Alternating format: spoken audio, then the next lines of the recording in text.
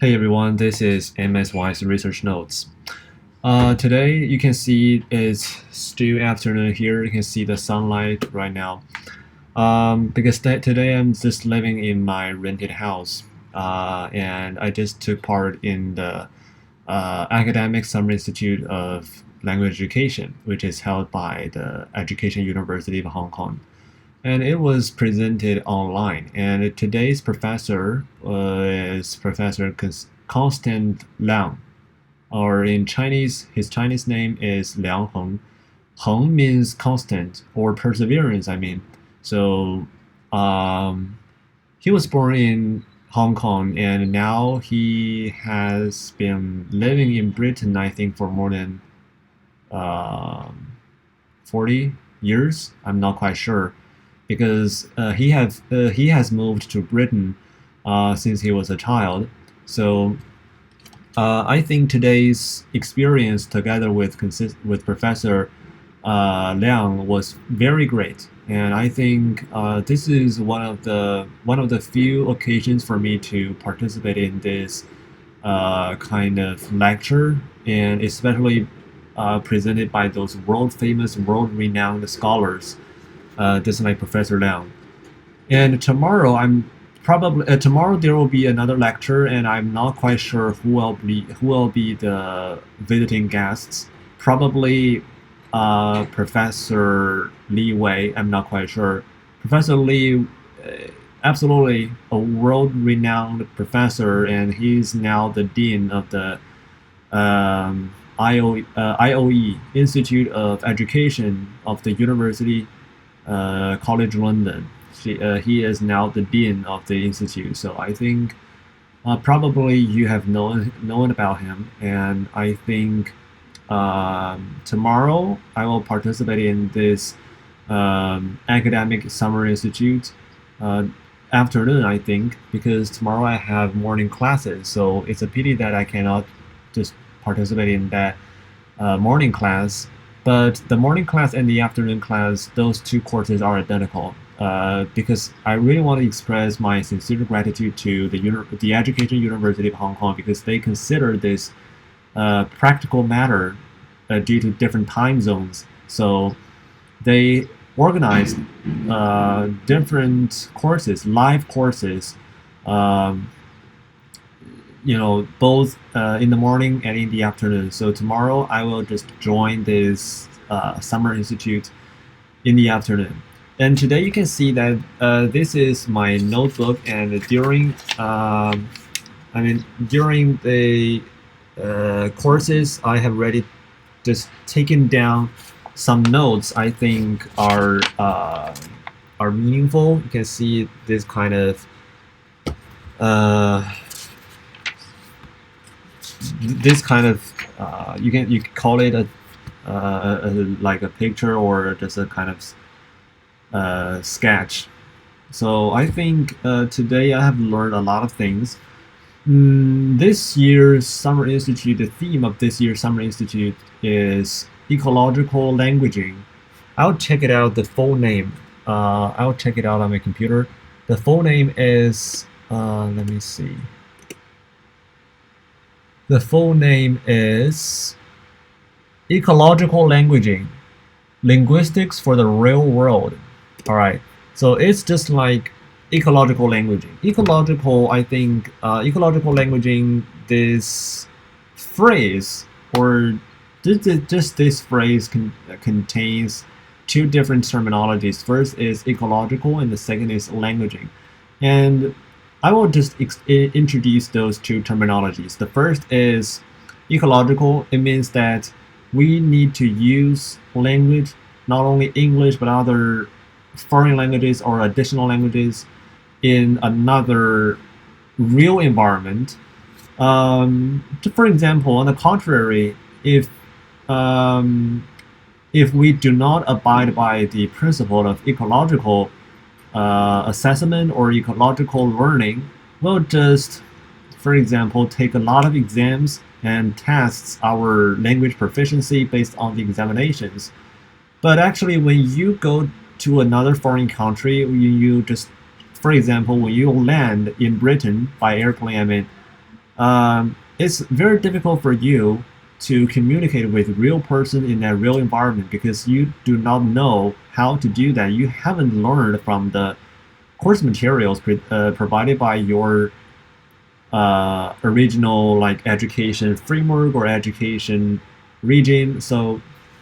Um, so I think this is how we understand ecological because English is not only used as uh, English is not only like a subject. It's just like a tool which can be used in your daily routine, your daily work, and in your communications with people from other cultures.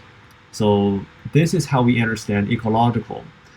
And probably in my videos, in my previous videos, I have introduced ecological momentary assessment, EMA. Ecological momentary assessment, you can also um, understand it in a relatively easy way. It's just like observe the students when they are using English in the classroom, for example. You can just observe them and just take some field notes about their behaviors and their use patterns of English. On the contrary, you can also organize some kind of examinations to test their language proficiency. But you can see that those two ways of assessment or evaluations are absolutely different. And I'll introduce that the differences between those two kind of assessments or evaluation. I mean, assessments I think is a much proper terminology here because evaluation generally is not very proper here because evaluation means that, um, for example, you can evaluate a kind of program or just like, for example, an English course program organized by the University of Oxford, just like applied linguistics to the second language acquisition, which is the program that I'm going to apply to. So this program, if we want to evaluate this program, we can first of all we can analyze how many students are enrolled in this year's program and how many students they got distinction after this program.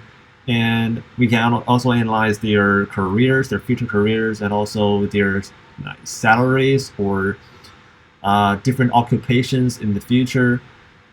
This is the evaluation, but not assessment. Assessment, to some extent, I think, personally speaking, I think assessment is just a part of evaluation. You can assess the teaching quality of this project. You can assess students' learning ability of this project, but you cannot assess how many students are enrolled in this project. So I think this is different. Personally speaking, I think this is a difference between evaluation and assessment. And this is also the slight difference that we have discussed together with Professor Liang on today's course. You can see that Professor is very serious about the slight differences among different terminologies. And after this clear definition, we can have a better understanding of or after this clear definition, we can further debate whether we can further debate some kind of issues. All right. So this is the first keyword I want to say: ecological assessment, and the second is languaging. I think languaging is quite different from language itself. Language is a noun. You can see now I speak English as a foreign language, and also my mother language is absolutely Chinese. So language is a kind of noun, and you can say I speak this language, I speak another language, but speaking other languages, this is a verb, or you can see this is a phrase. To say that you can articulate or express your ideas fluently in another language, this process is languaging. Languaging is the use of language. I think it's just like the distinction between difference. Oh no, the distinction between test and testing. Test is a noun, but testing is a verb, or you can say that testing is used to describe a kind of movement or process, uh, which use test to assess some kind of ability, say your language proficiency. So um, this is how I understand those two terminologies. Therefore, this year's academic summer institute is about utilizing or really using languages in a context, in a real context, instead of only focusing in classroom language assessment. All right, so this is how I understand it, and this is just a very small part of the things that I have learned from today's courses, and this is also a way to help me review. And you can just see that I have recorded, I have just written down a lot of notes, and also I have already recorded this, online live course. I have audio recorded that, and I have also already reviewed this today's course. I think probably this is all I want to say. But at last, I want to say that today we just left a kind of question at the very end of today's course, and that is how much of the real world language use is actually represented in the language teaching or learning materials and assessment descriptors. Professor Liang, he just drew a kind of oval shaped image, and he called it a kind of bulge. In the center of the bulge is the polite civility. Polite civility means basically what we have learned from the textbooks, from the course materials, and generally those are, I think, if we do not describe it with terminologies, we can say that those things are not very idiomatic. For example, we have never learned about swear words. We have never learned about some intimate expressions, for example, with your partner, with your spouse. So, so aggression and in intimacy, those two are at the two ends of this oval shape, and the center of the oval shape is the polite civility, and you can see the distinctions between those three different parts, and the center parts is exactly what we have learned from the textbooks. But you can also notice that the two ends of this oval shape are the thing that we still the things that probably are still lacking. But Professor Liang also said that probably in courses it is inappropriate to teach students to use swear words, and to some extent the intimate expressions might also be inappropriate. So this is the question that we have left because of the time limit today. So actually, I think this Summer Institute is very, very thought-provoking, and I think just besides merely listening to the professor's lectures and also taking notes, I think one of the other things that I can do or get the all benefits from this Summer Institute is that I can also conduct another study mm, just, I mean, inspired by professors or by their lectures. I think I want to conduct a meta-analysis, and probably in my previous videos I have already introduced this kind of thoughts, but I haven't really thought about a kind of title or the theme of this meta-analysis. But last night at around 1 a.m., I haven't got to sleep because I was still thinking about what kind of themes that I can write about in the meta-analysis. So um, I think this Summer Institute has already inspired me a lot. And I need to think about two parameters, which is firstly about the utilization of languages in the real environment instead of only in the classrooms. And the second is a parameter in the field of intercultural communication, because I think ecological languaging is very, very closely related to intercultural communication. Or intercultural communication is a larger domain which contains or which includes some parts of the ecological languaging. Because ecological languaging, uh, absolutely you need to communicate with people from another culture background. Um, so I think those two themes are very, very closely related. So I think I need to think about a theme about this meta-analysis. Why?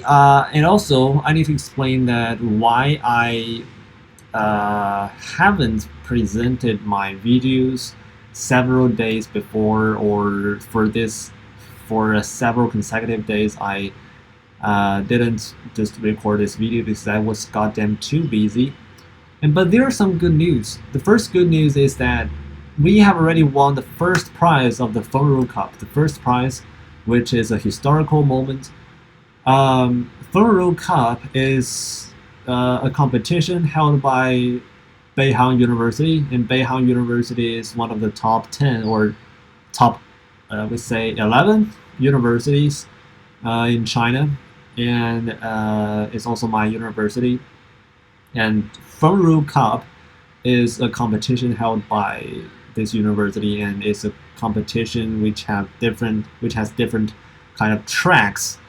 Each track has its main theme, and we together with other how to describe that, uh, other students majoring in economies, uh, public policies, or even law. We are in the same track because we are foreign languages. I forgot the exact terminology, but you can understand in this way. Besides, like science and technologies, and besides students majoring in science and technologies, all the other students uh, are encouraged to take part in this single track, which is precisely designed for us. Uh, I'm not quite sure whether we can call it a label art. I'm not sure whether this is the correct terminology in English, but in Chinese is 文科组, or just students learning subjects uh, about law, economies, language, uh, politics, other things. So we are in the same track. And in this track, I'm not quite sure about the probabilities of winning or uh, just winning the first prize. But I can say that after staying at Beihang University for nearly 3 years, this is the first time that I hear a first prize in the school of foreign languages.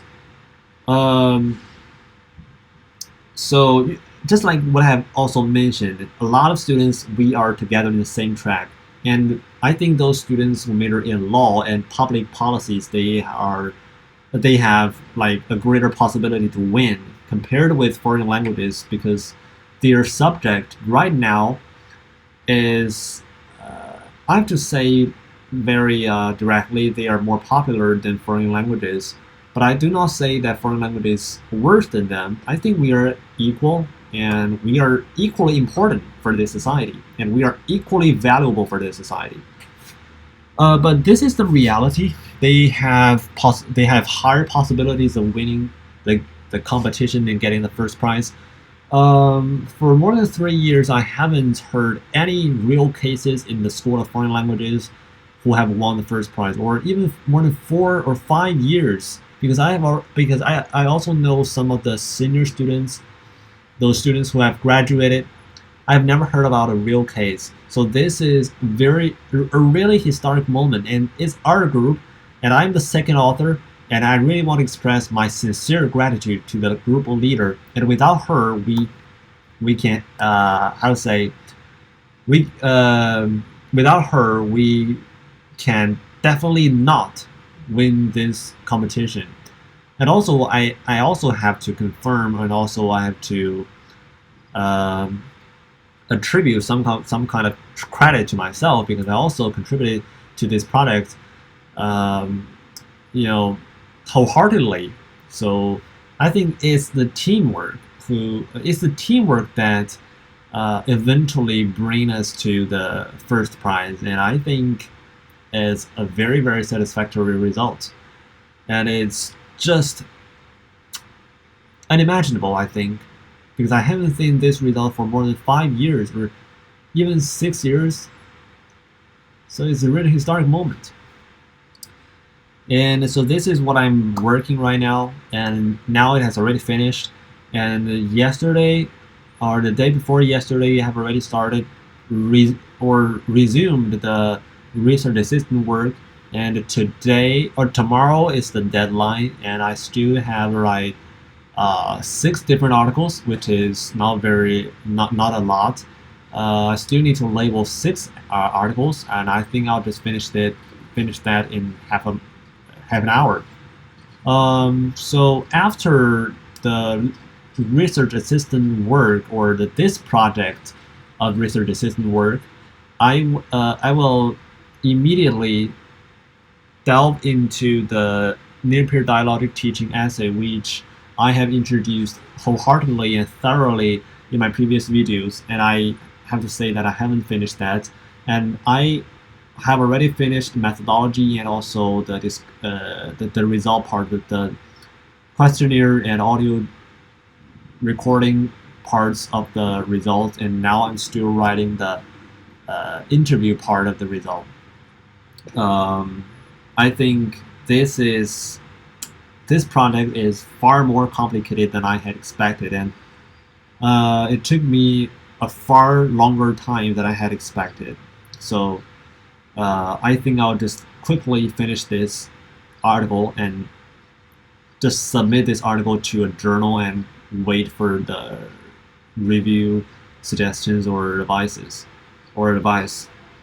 So this is my plan, and hopefully today is May the 19th, and hopefully I can how to say submit this article um, in early June, because after early June I need to just spare some time to prepare for the final examination, and I need around 2 weeks doing that because I also have some term papers to write about, but that is not a big deal.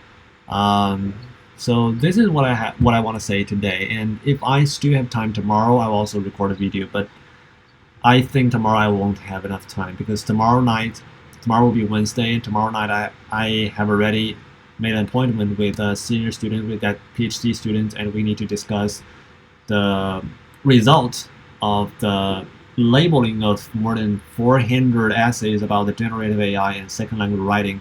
And tomorrow we will just communicate and also show my ideas about all those 400 essays, and also tell him what he should do in the next phase. So right now I am presiding over this project, and also I want to show him that I have already tried everything that I could, and I want to just help him to start his phase of organizing and writing the final draft of this review article, and this is what I should do as a research assistant. Alright, so this is what we have today, and this is MSY's research notes. Not probably see you tomorrow, but I'll see you very soon. This is MSY's research notes.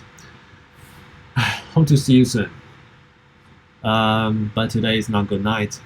But hope everything goes well.